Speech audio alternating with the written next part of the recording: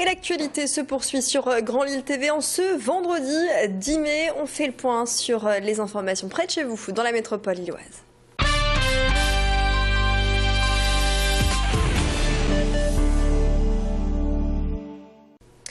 Et au chapitre santé, tout d'abord, l'état du patient touché par le coronavirus est jugé sérieux. Un homme âgé d'une 60aine d'années, de retour de Dubaï, il est toujours en réanimation au CHR de Lille. 3 autres personnes sont concernées par ce virus, l'ex-voisin de chambre du patient à l'hôpital de Valenciennes et une infirmière de Douai. Et puis un médecin de Valenciennes a été admis au CH Dron à Tourcoing. Des analyses sont en cours pour tenter d'en savoir plus sur le coronavirus en provenance a priori de l'Arabie Saoudite. Un virus proche du SRAS qui avait fait de nombreuses victimes en Asie, notamment en Chine. En ce vendredi 10 mai, de nombreuses cérémonies commémorent la fin de l'esclavage. À Lille, ce midi, les élus ont déposé une gerbe de fleurs sur le parvis des droits de l'homme. Était présent Dalila Dendouga, adjointe au maire déléguée aux droits de l'homme. L'association SOS Racisme avait également fait le déplacement. Le but de cette journée, respecter bien sûr le devoir de mémoire et continuer, y compris de nos jours, à lutter contre les discriminations et l'esclavage. L'esclavage a constitué véritablement une négation totale de la dignité de l'homme, puisque ces populations étaient considérées comme n'étant pas des hommes à part entière.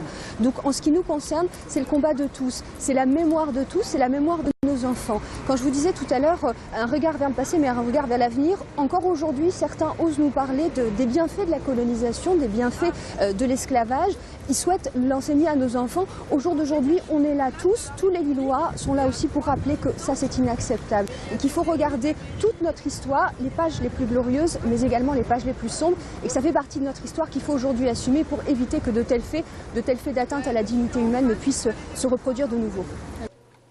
Un vibrant hommage a été rendu à Herly, dans cette petite commune d'Ewep. Une stèle a été inaugurée en l'honneur de Camille. La fillette âgée de 10 ans est décédée le 28 avril 2011 à Marrakech. À l'époque, souvenez-vous, une bombe avait explosé au café Argana. L'attaque terroriste avait fait 17 morts, dont Camille en vacances au Maroc avec sa famille. Et à Herly, mardi, les enfants de son école ont pu lire des poèmes avant un lâcher de ballons symbolique. Et les proches, notamment la famille de Camille, étaient présents. Des images signées Mathilde Espinas. La solidarité s'organise du côté de Wattrelos. Suite à l'incendie d'une maison, le CCAS de Wattrelos a lancé un appel aux dons. Le centre communal d'action sociale récolte des vêtements, de l'électroménager, des couvertures ou encore des jouets. Objectif, venir en aide à une famille de 4 enfants il y a quelques jours. Leur maison partait en fumée. L'incendie n'a pas fait de victimes, mais tout a été emporté. Les dégâts matériels sont considérables. La famille attend maintenant de retrouver une maison remise en état. Les précisions sur ces dons possibles auprès du CCAS de Wattrelos. Et puis vous entendrez juste après le père de famille. Comme vous pouvez constater, on a beaucoup de vêtements qui ont été récoltés, les pantalons, tout a déjà été trié par le personnel de la mairie, des chemises, des pulls, des survêtements, des t-shirts. On a également du linge de bain. Ce qu'on pourrait effectivement envisager, ça serait par exemple un mini-four ou un micro-ondes. Et puis encore un peu de vaisselle, parce que c'est vrai qu'ils n'ont pas beaucoup de vaisselle, encore un peu de couverture, c'est important, et des jouets pour les enfants. Je ne sais pas si tout le monde peut donner par rapport à leurs moyens aussi, quoi. Parce que nous, on touche à nous deux simplement 900 €, quoi. Moi, j'ai pas de pension, pourtant je suis reconnu travailleur handicapé, j'ai rien. Donc, on a fait les papiers administratifs pour dire que tout se déroule comme il faut, quoi. Je remercie tout le monde pour le geste qu'ils ont fait et bon courage à vous. Nous, on va se remettre un petit peu à la fois.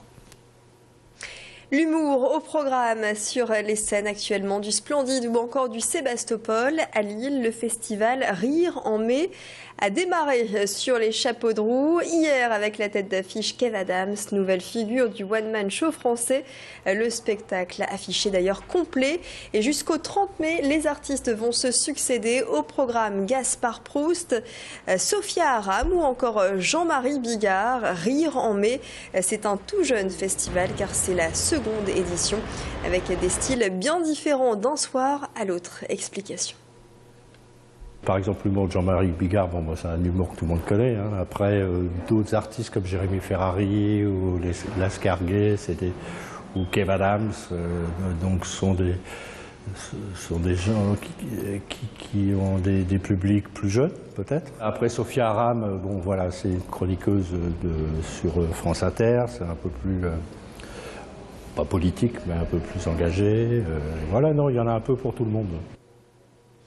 Voilà, Rire en mai, c'est le nom de ce festival. N'hésitez pas à vous renseigner jusqu'à la fin du mois. Voilà pour l'actualité près de chez vous. Côté ciel, dans les prochaines heures, vous allez retrouver un temps beaucoup plus instable avec cette instabilité qui devrait se traduire ce samedi par une alternance nuages-pluie éclaircie. Ce dimanche, en revanche, le temps va redevenir plus sec, mais ce sera par endroits relativement nuageux avec des températures qui resteront relativement stables. On attend ce week-end au plus fort de ce samedi et de ce dimanche entre 14 et 15 degrés, température tout de même douce sur la métropole illoise. L'actualité se poursuit sur Grand Île TV avec d'autres infos et d'autres reportages. Restez avec nous.